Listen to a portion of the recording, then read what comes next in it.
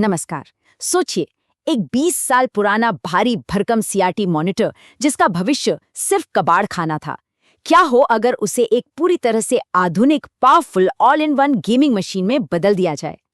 आज के इस विस्तृत विश्लेषण में हम ठीक इसी अविश्वसनीय इंजीनियरिंग उपलब्धि की गहराई में जाने वाले हैं। यह सिर्फ एक प्रोजेक्ट नहीं है, बल्कि पुरानी बेकार समझी जाने वाली तकनीक को एक बिल्कुल नया और शानदार जीवन देने की कहानी है। चलिए शुरू करते हैं। अच्छा, जब इस पुराने मॉनिटर को पहली बार खोला गया तो अंदर का नज़ारा सच में हैरान करने वाला था। अंदर 20 साल पुरानी धूल की परतें थीं और पुराने घटकों का ऐसा घना जाल बिछा था कि एक पल के लिए लगा, क्या इस चीज़ को किसी जेट इंजन की तरह डिज़ाइन किया गया था? मतलब हवा पास होने के अजीबोगरीब रास्ते और घुमावदार परतें, इसे खोलना और साफ करना ही अपने आप में एक बड़ा टास्क था। तो आज के इस विश्लेषण में हम क्या-क्या कवर करने वाले हैं, बहुत संक्षेप में देखते हैं। सबसे पहले पुरानी तकनीक को पुनर्जीवित करने का विजन, फिर कस्टम चेसिस की इंजीनियरिंग, उसके बाद डिस्प्ले को अपग्रेड करने की सबसे बड़ी चुनौती, फिर हम देखेंगे इसके परफॉर्मेंस और हीटिंग की सच्चाई, और अंत में इस पूरे प्रोजेक्ट के फायदे और समझौते। भाग 1, पुरानी तकनीक को पुनर्जीवित करना और इसके पीछे का दृष्टिकोण। अब जरा इस पर गौर कीजिए, यहाँ असली मजा है।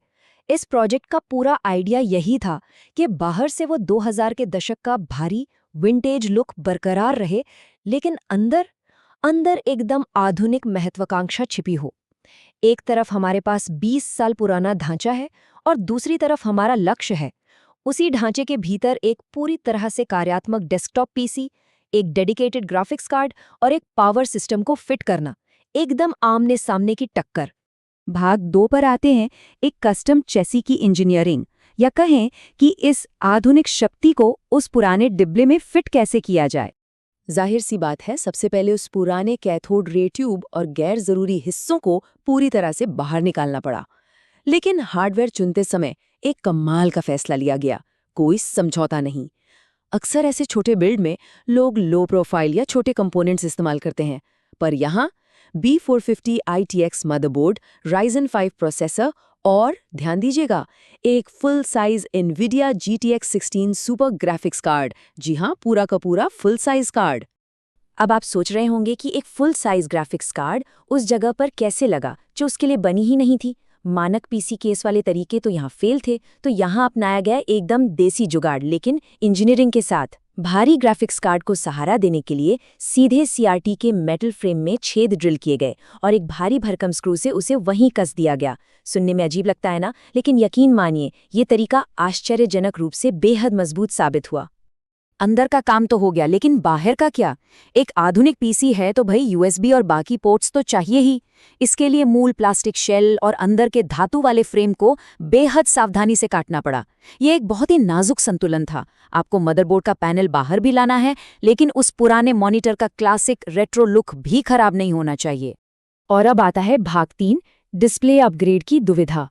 सच कहूं तो यह इस पूरे प्रोजेक्ट का सबसे तनावपूर्ण हिस्सा था। पुरानी सीआरटी ट्यूब की बनावट ऐसी थी कि वो पूरे मॉनिटर की गहराई घेर लेती थी। उसे रखकर पीसी बनाना असंभव था। तो रिप्लेसमेंट के लिए एक 15.5 इंच का एलसीडी मॉनिटर लिया गया, लेकिन उसे सीधा नहीं लगाया जा सकता था।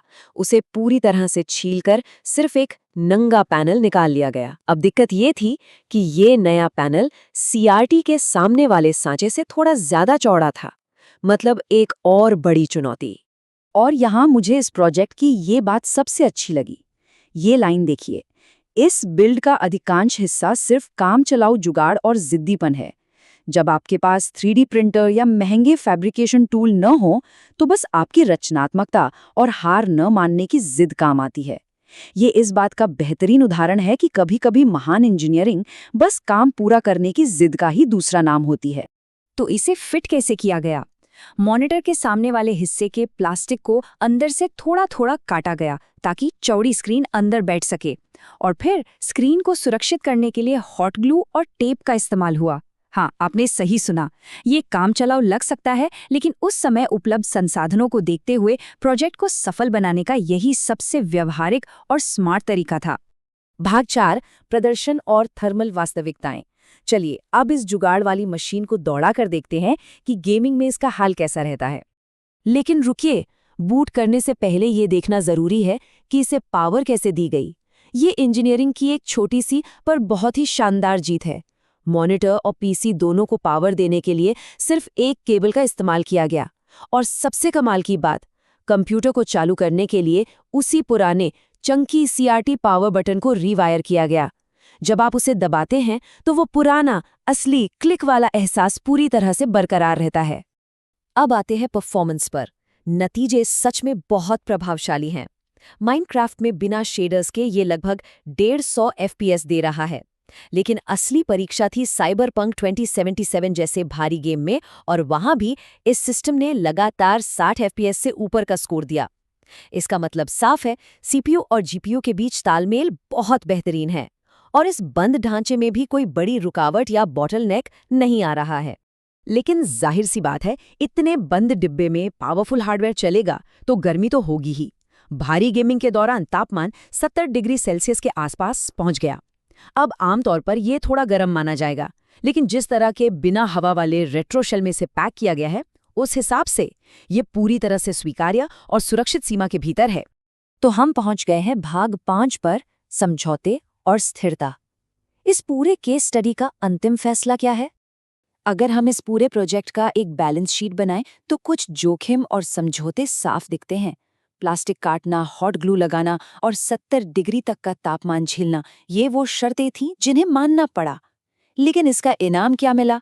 एक 20 साल पुराने मॉनिटर को कबाड़ में जाने से बचा लिया गया। 60 से ज्यादा FPS देने वाला ये कस्टम गेमिंग पीसी पुरानी तकनीक को फिर से इस्तेमाल करने और स्थिरता की दिशा में एक बहुत बहुत बड़ी जीत है। ये प्रोजेक्ट हमें अपने आसपास की पुरानी चीजों को देखने का एक बिल्कुल नया नजरिया देता है। तो अंत में मैं आपके लिए एक बड़ा सवाल छोड़ना चाहती हूँ। जरा सोचिए, अभी आपके घर की किसी अलमारी या स्टोर रूम में ऐसी और कौन सी पुरानी भूली बिसरी तकनीक पड़ी है? शायद वो महज कचरा नहीं है, बल्कि अंदर से खाली होकर एक नए आधुनिक पावर हाउस में बदलने का इंतजार कर रही है। इस दिलचस्प विश्लेषण में मेरे साथ जुड़ने के लिए बहुत बहुत शुक्रिया। पुरानी चीजों में नई संभावनाएं तलाशते रहिए।